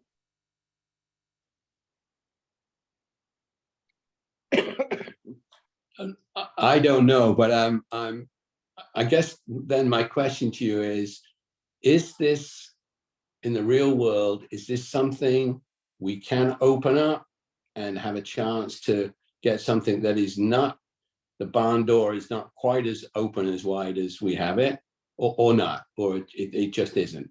It's Well, either what we. I share John's concern about this getting increasingly complicated. And, I've been in this business for a long time, and I happen to serve on a board in my own town, and I see what happens with overly complicated regulations. And I worry about the impact of that on the towns, the planning board, the building department, whoever has to actually live with health department, whoever's responsible for implementing and enforcing these bylaws. There's a magic in simplicity. And I worry about this thing getting overly complicated. So the simplest way to do this, despite some discomfort it may cause even for me, the simplest way to do this is to say it's a permitted use if it complies with the general bylaw. If it doesn't comply with the general bylaw, it's not permitted. That's pretty simple. Then you leave all the complexity to the general bylaw, which I think is the structure that's been proposed here. And I get that. Then one last point then, Judy, we've talked about caps a couple of times, just a simple cap. And we put it down a couple of times, but it's still in the back of my mind as, is it really that much of a non-starter, or is that something we could consider to put some kind of guardrail around this? Overnight, every home on this island can be an STR. So just if you could talk to me one more time about caps. What kind of cap, John? You Yeah, mean a cap on the total cap number on- on the island or what? Yeah. I don't mean to interrupt, but I really do have to leave. Stacy and Judy, do you have some time tomorrow? Yeah. Where we can catch up on what is decided or not decided? Yeah, no, I mean, John, I think we need to talk about this some more because frankly, and I'm sure everybody on the working group can respect this. I am a consultant to the town and I am trying to help you, but I'm a consultant to the town. And so naturally, if we have questions here that are gray in terms of law, obviously I'm going to work with John. I would be not doing my job if I just sort of went off and did what I thought was necessarily the right thing to do, because I'm not an attorney, I'm a planner. I'm trying to look at this issue as a planner. Okay. I think John and I need to talk more. Yeah. I'm not trying to dodge you, John. I just think that. Okay. No, I got it. I'm Thank you, pretty much Judy. free tomorrow, Stacy, except at between 10 and 11. Okay, And then, and not after 4:30. So if you Okay. want to send me sometimes, then we can chat. Sure. yeah, will do. Some more drafting. Okay, bye, everyone. John, Thanks, John. Thank you, John. I have a meeting in 10 minutes myself with Tisbury, so I'm going to have to go in a minute. All right. So I think where we are, right, we've been talking about this question of, I want to get a sense of how does the group feel about, we've heard the sort of carve out for year rounders for this particular, you know, for contracts in July and August for sale or new home. And I do want to name, I know last time we brought this up, there, you know, there is the concern of treating, this group has really wanted to try and treat year-rounders and seasonal residents the same, not try to create, you know, conflict or differentiation. That's on one side. On the other side, what I've heard is the goal of this is to prevent year-round STRs. And if you are a year-round resident, then you do not need a limit on your July and August rentals in order to prevent a full-time STR, because it's by nature not a full-time STR, right? It is not a business, it is your home. So given that, I want to just check in with the group. How are you feeling about just that issue? Having this so that it does not, whatever sort of mechanism you use, whether it's the residential exemption or it's the street map or it's what, you know, I'm not sure, you know, how are people feeling about that particular issue? So I know I have hands up. I have Kathy, Julia, and David for whatever other comments you want to make, but can I ask you guys to lower your hands for a minute and then raise your hand to let me know, do you support having a carve out in this so that the 4 contracts does not apply for year-round residents who buy a new home? You can raise your physical or your Can we ask Judy if that's one of the things she thinks is too complicated though first? Yeah. Or, Not necessarily. No, I think you should go ahead and respond. okay. All right. Okay, is there anyone who does not support it, that carve out? All right, so that's a clear thing we can add to this. Sorry, I didn't get everyone's name. Can you just put maybe a yes in the chat or something so I can keep typing while we move on? Is Peter able to respond on the phone? Peter Katz? Yeah, I did give him the instructions to mute and unmute, so he's more than welcome. Okay. Peter Khan, are you able to let us know how you feel about this? I know this is a particular concern for you. And to raise your hand, it's *9. You can also email me. Yeah, or you can email Samanish. All right. Thanks, guys.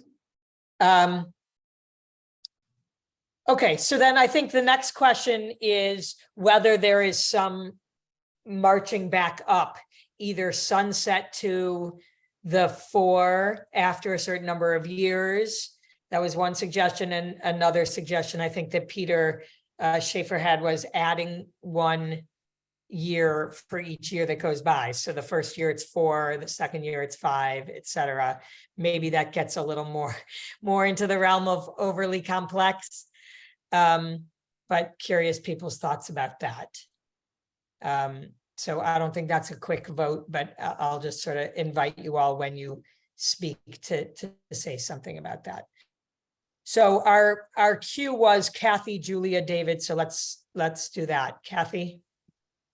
I was just wanted to throw something out there, you know, with that NARAB has been saying and the real estate folks have been saying, and I don't know if that's been communicated in any kind of quantitative way, but just, so this is just a general comment now with what we're talking about the market actually may be self-correcting right now with short-term rentals on the island with the where I think the bookings are down this summer 15 to 18% is what I was hearing, and I think what was reported in the current sort of as an adjustment or a post-pandemic adjustment, or maybe, you know, there's could be an awful lot of reasons for it. But I just think that's an interesting statistic that's out there too. That's part of, you know, do we really need to go super far on regulations if the market's taking care of it to a certain extent already? So that's all I wanted to add to the conversation. Thank you. Thanks. Julia. I guess my comment is actually piggybacking a little bit on Kathy's. I do believe, I mean, Nantucket is very cyclical. You know, when I worked in the finance department, I had to look a lot at the lodging tax going backwards. And it's really cyclical. And we saw, you know, a very dire situation after 2008. However, we know over time, real estate has been really, really strong on Nantucket, despite that cyclicality. And so I don't believe that, you know, we should look at a temporary change in the market as an indicator to back off from addressing a structural issue in the year-round and seasonal housing inventory. I think that one of the big concerns that I'm hearing, and this goes back to my question about zoning and the discussion about looking at zoning again, is when you have these general bylaws, and I totally understand where Judy's coming from, was saying, you know, you have a zoning article and then you're relying on your general bylaws. Those are, you know, reversible, changeable with a 51% vote. And that worries a lot of people, that it just then becomes like a flip-flopping going forward. I think I don't know exactly why zoning is a 2/3 majority. Maybe Judy has a sense, but the idea, I believe, is that yes, it does take overwhelming majority, and because these things do matter and they are more permanent in nature. So the irony, Julia, is that we are one of the few states that requires more than a simple majority for zoning.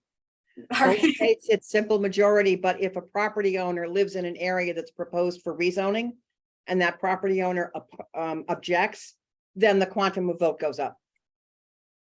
Interesting. Yeah. So it's sort of like if everybody wants it, then there's no problem. Well, so I guess, anyways, I've heard this as a concern in the, you know, recent discussions with a lot of people who are very engaged. So I would keep that in mind. But, you know, again, I'm not going to, you know, I'm the only one who's, or maybe a minority voice that's asking to revisit the issue of zoning. And I hope that, you know, the work group agrees that there may be more discussions to be had, but I'll leave it at that.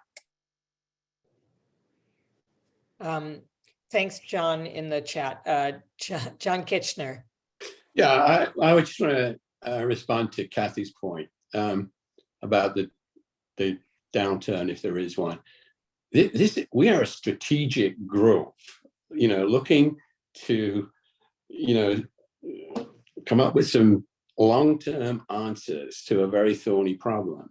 I do not think that we should even consider what the last 3 months might or might not be telling us, because off the island, we all know what's happened to interest rates. We all know that people's disposable income isn't quite the same as it was this year than it was last.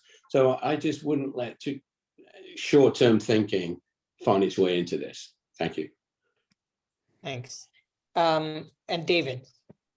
A couple things. The market, I mean, I've lived through many downturns. The market will come back. It will come back stronger. These issues will exist. We should not take our foot off the pedal now. I think that it's important to push forward. I continue to be befuddled by the zoning concern and arguments. I think that I understand the concern that we're going to codify it and then someone's going to come and roll back the regulations. That's democracy. If that's what half the people that vote on this island want to do, so be it. I don't think we can protect against that. But I also think that the odds of a complete rollback are slim at best. So I just continue to be befuddled by that a little bit. I know it's scary, but I think that it is what it is. And I think that the zoning, or not the zoning, but our general bylaws as they relate to STRs will be I don't want to say a living document because there may be many of them, but I think that it will change over time. And I think that that is healthy as the town speaks to their needs and wants. And I had one other thing I forgot, so I'm gonna leave it there. Okay, thanks for that, David. Jim. Thanks. Onto the subject of phasing out possibly that 4, 5, 6, 7, 8, 9, whatever. I agree with John Giorgio. We want to keep this simple enough to pass and to be explainable. I do think we're simple enough now. I think the whole thing with hostess days is often another article. That's easy. I think the carve out or exemption for year-round residents is not only simple enough to understand, but will be immensely popular with voters. I'm not sure what we should do about the phase out for people that are not year-round residents, but my sense is I don't know enough to gauge it at the point where it would discourage STR only, but be fair to people who might become seasonal people. I don't know where to pitch that. I don't know how long an investor can wait. You know, if they have 2 years and then they can go up to 9, they're okay, or 4 years. So my suggestion is keep that part simple now. Don't do it. Leave the 4, leave the carve out for year rounders. I do think that's simple enough. And I think we should just go with that. Yeah. And maybe Jim, that goes with the, the same thing about Dave's comment about maybe it'll be adjusted over time. No. As the town sees how it is and how the populace wants to address it in the future. And just to add to that, although Matt has said it probably wouldn't limit the number of STRs, I think that's true. If it does start to limit the STRs over time and we all find it as a town, that's the sort of thing we could adjust. Yeah. Yeah, and I'll add, well, you guys keep going. I can chime in later. Tom. Stacy, I was going to ask John before he hopped off, but maybe you could, when you speak to him about provision M on a potential waiver for hardship cases, if he recommends that stays in, and what would be a consequences sounds too severe, but what would be the consequences if that's not there? Yeah. And maybe I could ask him just apropos of the conversation about it earlier, and Julia's comment is, are there some clearer criteria, or could they, ask the health department to promulgate regulations that have clear criteria with the group's intention in mind? That is, wanting to find ways to protect year-round residents, wanting to find ways to protect people committed to the island, and wanting to avoid commercial use or business use of homes, right? And so I can ask him that question, and maybe whether or not, regulate, since he's suggesting the health department is the place to do it. Maybe there's regulations that they can promulgate that would do that on the group's behalf. Great, Peter. Jen, let me make sure I understand what you're saying. You're saying that if this gets passed, every transaction, every trade of a new house, whether it's an existing house that was sold or a new house that was built, forever at this point, would not be able to rent more than 4 contracts a year in the season. That is what is being suggested now. I know that may seem unfair to you. I just don't think we know enough at this point to play with it, and I think it might make it too complicated. Well, I think 2 things. Number one is, it's a very big issue, and I think we need to have an answer. I don't think if the answer is going to be it's 4 forever, it's 4 forever. But I also think it has a direct impact on the value of real estate. People have said that a house that can rent against a house that can't rent, it's a 25% value difference. This is going to be equal for everybody. So, that it is what it is. But I think that, having a way for people to, at some point, get into the 9 contract situation, I think is important. Yeah, But John, you can't buy a house that rents for 9 weeks unless you're local. You can't buy that house. No. So Lou, it's you not gonna make one house more valuable than the next. No, but if you buy a new house now, buy a house, you're only gonna be allowed to rent that house for 4 contracts in season forever. Right? if this passes. Yeah, and unlimited shoulder seasons also, Okay. which is growing. I see what you're saying, David. It's not gonna pay the bills though, because the difference in, 30,000 a week goes down to $10,000 a week, that kind of thing. But, John's right. I mean, there's ways to run your business differently than people have been doing it. But I just think that, this might be the biggest decision we're making. Because we're essentially putting a cap on rentals ad infinitum. And, another committee like ours to come up and challenge this down the road is probably going to be, a long ways off, I think. I hope. I just think we have to think twice about that, whether there's, I don't care if we say that you have to be here 10 years and then you get into the pot. But I think at some point, there should be a way for them to have a better understanding of where they're going. And I don't think it's fair to say we'll address it later. I think we have to address it now. Julia? I guess I disagree with Peter. I get one thing is we're not trying to create more businesses, more STR businesses out of homes. So it sounds like, Peter, that's what you want to keep creating by not eliminating any of the financial proposition. And then the flip side is John Kitchener was saying, well, frankly, maybe there's a concern, and I'll stretch what you said a little bit. Maybe there's a concern it wouldn't even have a big impact because maybe they're just going to ask for a little less money and rent for 2 weeks, 4 times a summer. And the shoulder season is a pretty big season at this point. We're talking about 5-6 months of rentals in some cases. I totally agree with you, Peter, that, it's not every year necessarily. It's not at the rates that you're getting in the summertime, but the sort of highly intensive STRs are renting for a lot more than just the summer. Okay, listen, I don't have to be educated, Julia. I live here. And I think that the situation, it doesn't matter. I don't have any rentals. I've never rented my house. I really don't care. Your family has rentals. Well, that's not the point. The point is that I think, and I'm not worrying about whether my family does or not. My point here, and that was really uncalled for, Julia. My point here is that I think people are entitled to know if it's never going to be relieved, then fine, let them know that up front. But I don't think it's fair to say, we'll discuss that later. That's all I'm saying.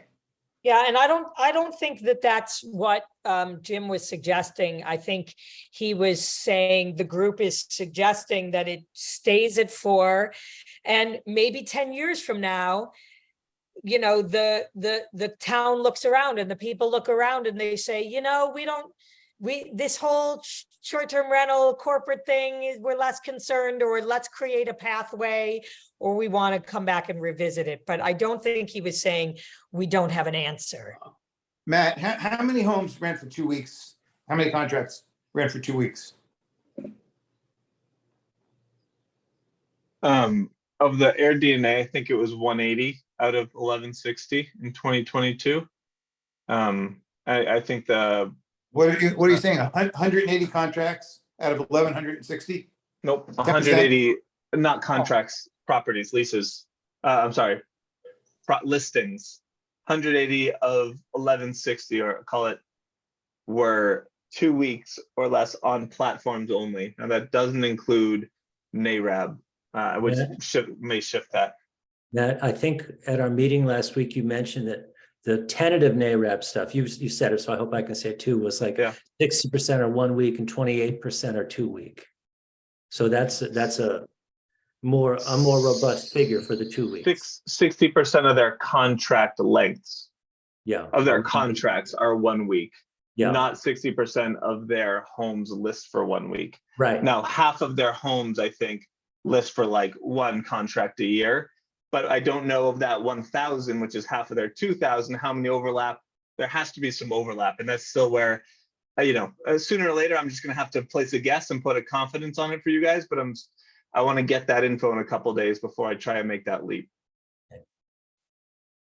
Yeah. Okay, I just think we're making a big decision very quickly on this issue. That's all. Yeah, and again, we're not deciding. We're deciding still to put it in the draft. We're gonna come back together next week, and we're gonna discuss this further and see, are we in a place where we're ready to move it forward. We have until finally till the end of the month before we're gonna ask the group to vote on the final package. So a couple weeks still. David.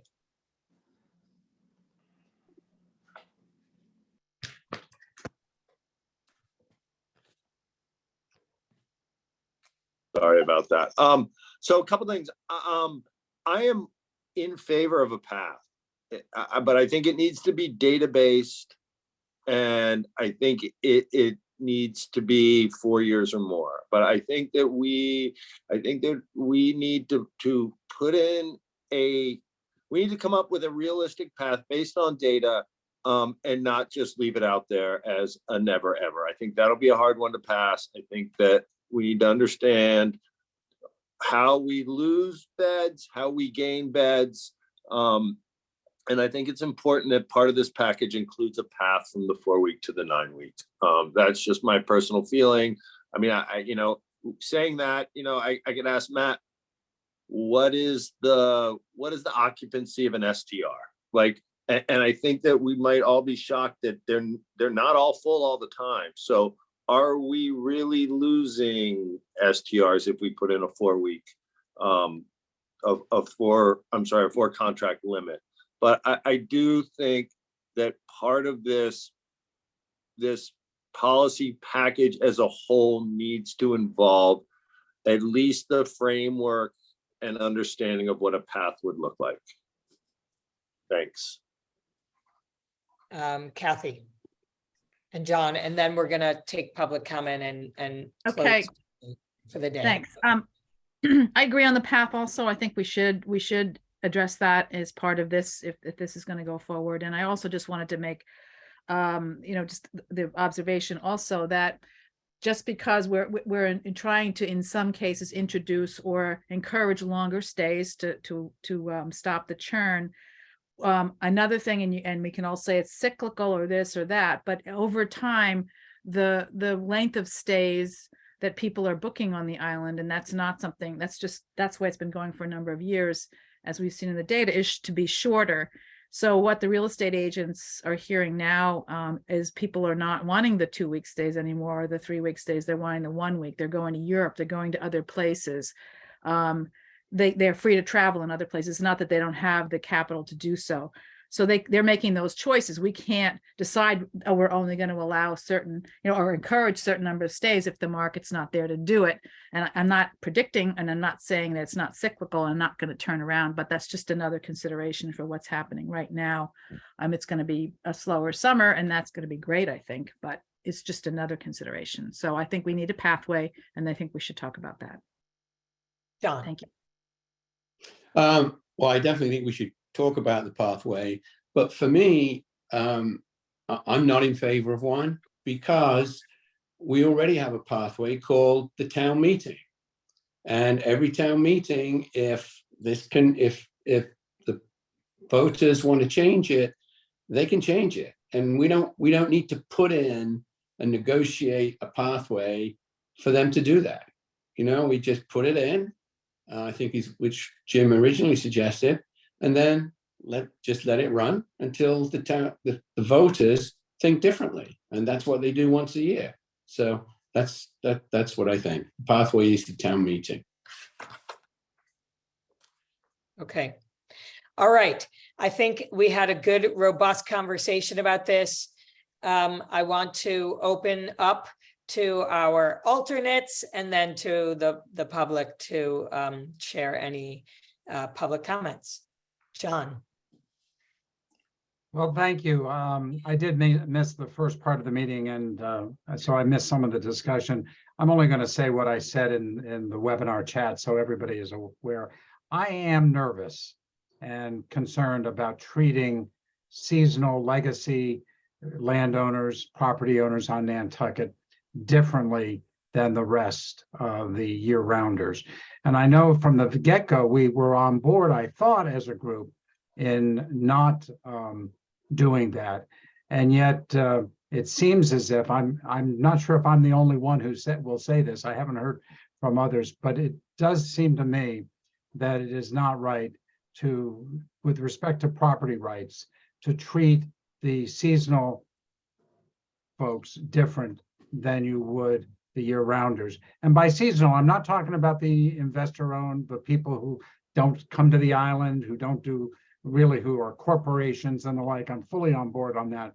But I think that those of us who have been here on the island for more than 40 years and who do rent out from time to time ought not to be treated differently with respect to the number of weeks that they can rent. If that's what is meant by the so-called carve-out, then that concerns me. If I'm misunderstanding what that carve-out is all about, then please elucidate me. But that's my only concern at this point. Jim, do you want to clarify for him? I just wanted to say, John, well taken, but this would not affect inherited properties. So for the seasonal legacy people, it would not, this provision would not happen. Their ability to rent would remain at 9. It's only when a property is sold. And I That's know right. No, I understand that. It's going forward. It won't have an impact. It's because everyone's grandfathered. It doesn't affect, but it also doesn't affect these legacy people who hand their property down to their children. Within their because, families. You're right. yes, I understand. but I do think you bring up a point, Stacey. I'm wondering if you could talk to John Giorgio tomorrow, whenever you talk with him about this specifically, because I think John Delano brings up a good point that maybe it would invite lawsuits, which obviously we don't want to do, just to check on that, because John brings up a very good point. Yeah. Thank you, Jim. I really would appreciate, Stacey, if you could do that with John Giorgio. Yeah. William.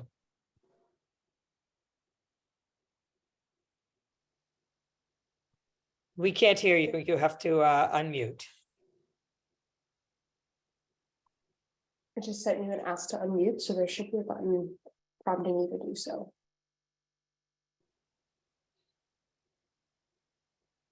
Hi, Okay. hi, it's Peter. Oh, hang on, Sorry. Peter. We're gonna let William go since he just unmuted, and then we're gonna get you. Okay, Okay. thanks. I'll make it short. I couldn't speak up earlier because I guess alternates cannot, although Peter Kahn is on the phone listening, but he couldn't speak. And if he could speak, he would reiterate John Delano's position that we feel very strongly that the seasonal resident not be treated differently. And I don't know if just referencing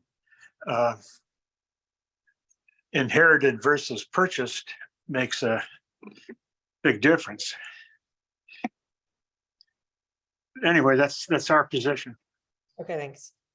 Peter? Yeah, I'm sorry. It's been very frustrating because I've been on this call for 2 hours and for some reason I was put in the section that didn't allow me to speak. So I just got where I'm going. John did capture what I was going to say, and let me say this, and I address this to Jim. I think it will definitely invite a lawsuit. I mean, there are lawsuits that have been all over the country with regard to differentiating between residents and non-residents. And even though the argument is that that as a practical matter in the beginning, it may not make a difference. It will go forward, and there is a significant difference, arguably, between 4 rental contracts and 9 rental contracts in the height of the season. That's a valuable asset. So I would be concerned about that.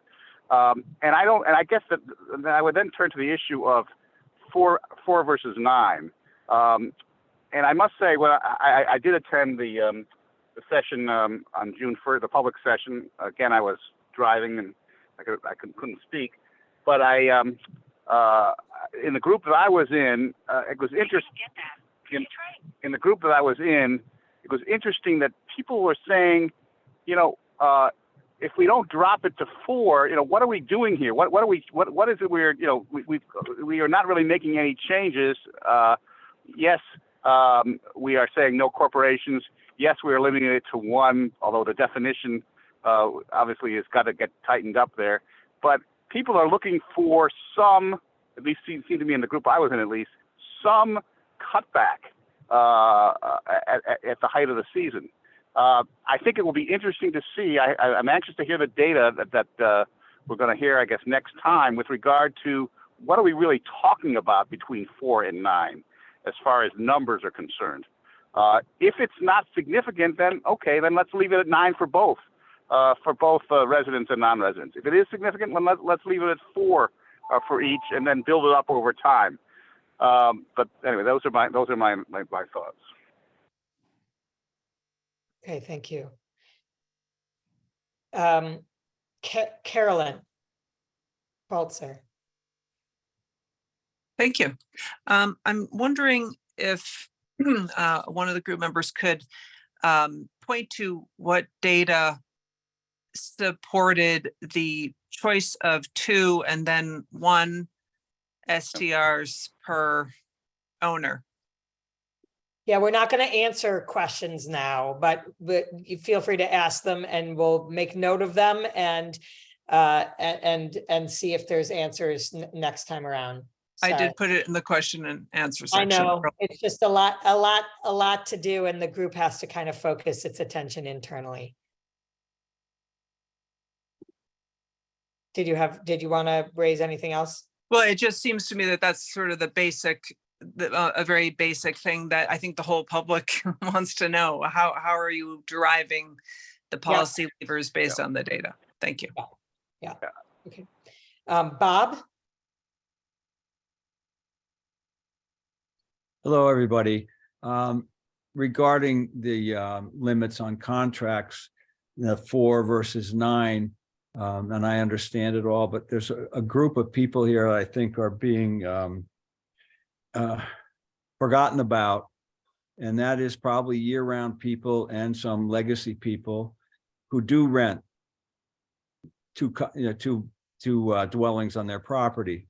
Someone who's been here for 25 or 30 years, maybe have bought their land, and I know someone that did that. It took them 10 or 15 years to build their house. They built their house purposefully with a cottage and a main house far enough apart so that they could rent them. Their whole financial model, and they use it for their family. It's not a pure STR. They've had their family live there off season.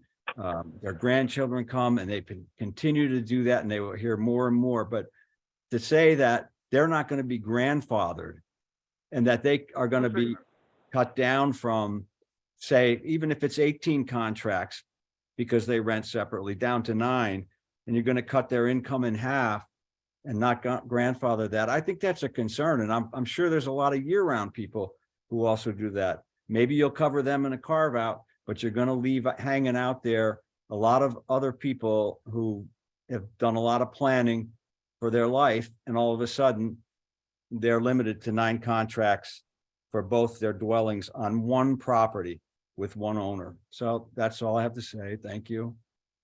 Thanks, Bob. Yes, that is a reminder that we did not get into I know many of you mentioned there were a lot of questions people had about what the 1 per dwelling meant, whether it was on a property or per LLC or any of those things. So just a flag that we're going to have to talk about that on our call next week. So all of you think about it. But we Stacey, are, also go ahead. grandfathering too. We need to mention that because I think that would answer his question. Yeah. Yes, in his question would be answered by grandfathering, at least for the current people. Okay, we do have one more public comment. Ron Cocott. Yes, hi. 40-year resident of Tom Evers this year, summer resident, and have short-term rented a lot and a little, depending on the years. Some years none, some years 10, 12 weeks, in order to afford the house. 2 comments. One, I'm discouraged by the treating of seasonal residents and year-round residents differently. We can call it an exemption, we can call it whatever we want to call it, but it's treating people differently. I have a comment on the 4 weeks. The 4 weeks seems to me, I have never heard what it's derived from, but it seems a bit arbitrary. And when we look at the data, there are something around 25 to 30% of 2-week rentals. I would suggest, since the summer is 10 weeks, that if we continue to pursue the 4-week path, that we at least raise that to 5 so that people could have an expectation of possibly getting 5 2-week rentals. There are very few 3 and 4-week rentals, as we all know. My second comment is regarding Matt's data that he presented that said something like 30% of $2 million homes that were sold to seasonal residents became STRs, while only a few who were sold to year-round resident became STRs. I don't think that, and that value seemed to affect some members of the group as they commented on it. I don't think that data has any meaning until we know of that 30% of $2 million homes that were sold and became STRs, Matt. How many of them were STRs before they were sold? If that number is smaller or larger, it makes a big difference.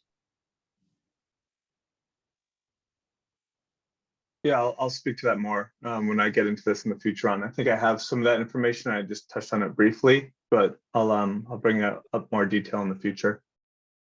Great. Thank you. All right, everyone. A reminder, so we are coming together again on Thursday at 4 o'clock under the auspices of the Planning Committee. I will not be facilitating that meeting because it is a Planning Committee meeting. But I will be present and happy to present to the Planning Committee where we are so far, and then we'll open it up for discussion with the Planning Committee. So thank you all for fitting this in, and I will see you again in a few days. Thank you. Bye. Good night. Have a great night, Thanks, everybody. everyone. Have a good night. Bye.